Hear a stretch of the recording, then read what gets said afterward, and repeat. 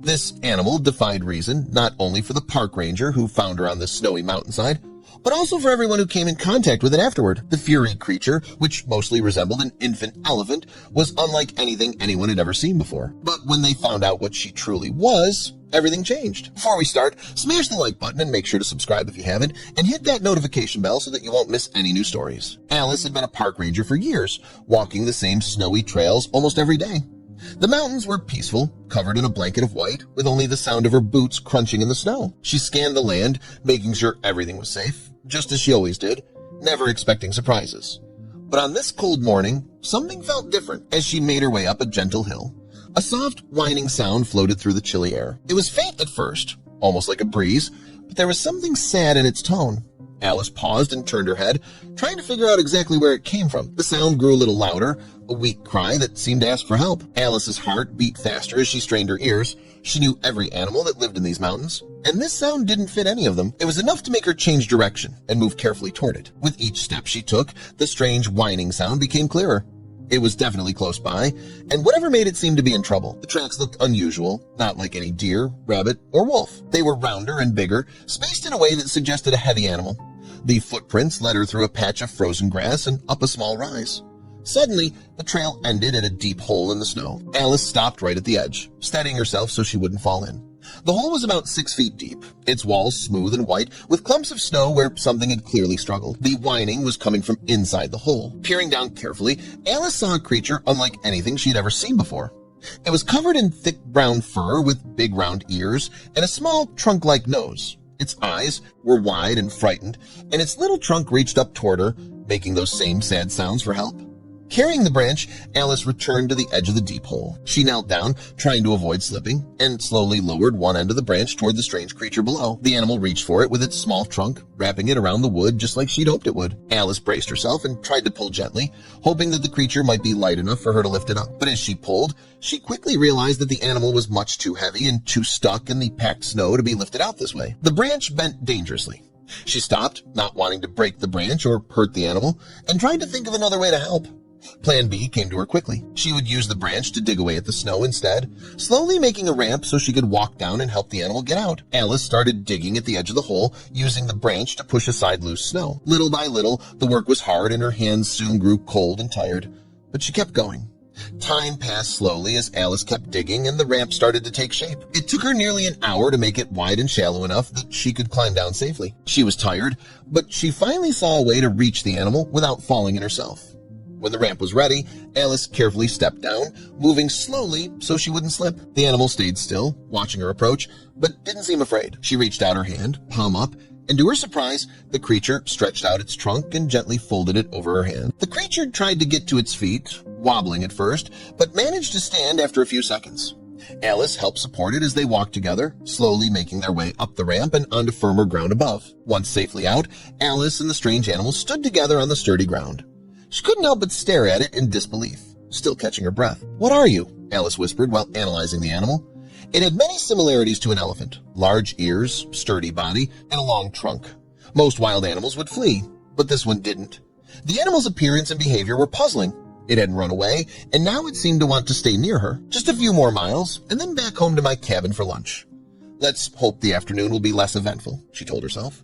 But the day had other plans. After finishing her round, Alice returned to her cabin and reached for the door. That's when she heard it again.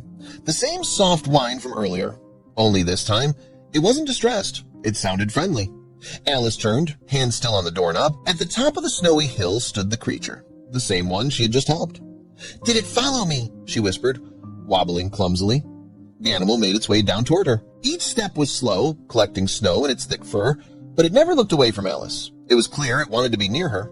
She looked around. Technically, taking wild animals into her cabin was against park rules, but this didn't feel like an ordinary case. The animal was young, alone, and clearly attached to her. Alice opened the cabin door. "All right then," she said softly. "Let's get out of the cold." She gestured toward the living room. The animal sniffed the threshold, unsure, until Alice gave it a gentle pat. Finally, it stepped inside, leaving wet prints on the floor. It wandered through the small space, curious but calm. Alice watched, still unsure what to make of it all. She fetched a blanket and draped it over the creature's back. It curled up beside the stove, trunk tucked beneath its head.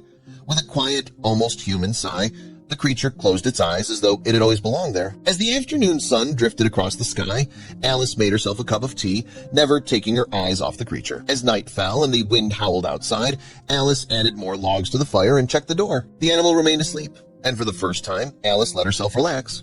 She scrolled through her phone, thinking of people she trusted, not just experts, someone who would understand and keep quiet. She landed on Edwin, a wildlife biologist she'd known for years. He had a sharp mind and knew when to stay silent. She called him and explained everything: the creature, its resemblance to an elephant, and the strange visit during the night. "This needs to stay between us," she warned. Edwin promised discretion, his voice tinged with curiosity and concern. "I'll come over right away," he said. Alice tidied the cabin, checked the blankets, and brewed coffee while she waited. The 2 hours crawled by. She kept watch at the window, jumping at every sound. Finally, a pair of headlights appeared at the top of the snowy hill. Edwin was here. He stepped inside and froze. "That's incredible," he whispered, staring at the animal in wonder. Slowly, he moved around it, eyes wide with disbelief. Together, they examined the creature. Edwin ran his hands over its thick fur, studied its trunk, and looked into its deep, dark eyes. He murmured to himself, stunned at every detail. "This can't be right," he said eventually. "It's definitely an elephant, but not one that should exist." After a while, Edwin began to form a hypothesis, though he didn't say it aloud.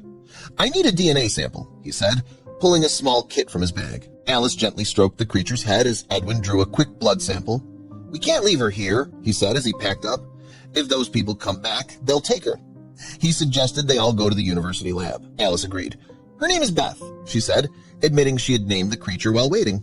Edwin nodded, saying it was a good name.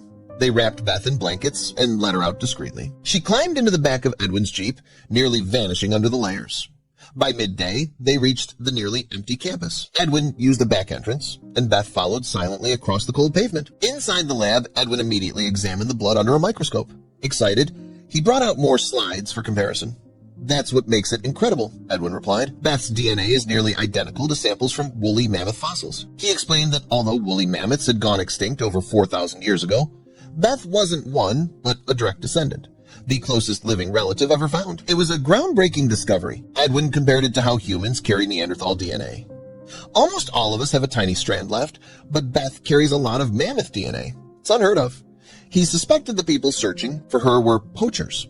They likely saw her in the mountains and wanted to catch and sell her, not understanding her true scientific value. As they started to relax, movement on the lab security cameras caught Edwin's attention. The poachers had followed them to the university and were now outside trying to find a way in. With the main doors locked, Alice acted fast. She called the local police station, describing the men and explaining the urgency. The officer promised help was on the way. Meanwhile, Alice devised a simple trap. She unlocked a door leading to the locker room, which was sealed from the lab by another locked door. Then, she and Edwin hid nearby. As expected, the poachers entered and became trapped inside. Alice quietly the main door and texted the police their location. Minutes later, officers arrived. Alice handed over the keys, and the poachers were quickly arrested. With the threat gone, the lab finally exhaled. Beth was safe. Now they could focus on studying her without interruption. Edwin brought in a few trusted scientists to help. Each was amazed by what they saw. All agreed. Beth was a once-in-a-lifetime discovery. Eventually, Beth was moved to a specially secured wildlife sanctuary in the mountains. There, she had space to roam and a team of caretakers, including Alice, to ensure her safety. The facility was well guarded, ensuring she would never be in danger again. Beth adapted quickly, becoming stronger by the day. Alice visited often, walking through the snow and watching her explore. It filled her with pride, knowing she had helped save a creature so rare that most people would never believe she existed. No one ever discovered how Beth ended up in the mountains, or how a mammoth descendant had survived all these years. But Alice didn't need answers. What mattered most was that Beth was safe and happy, and Alice would be there to make sure it stayed that way.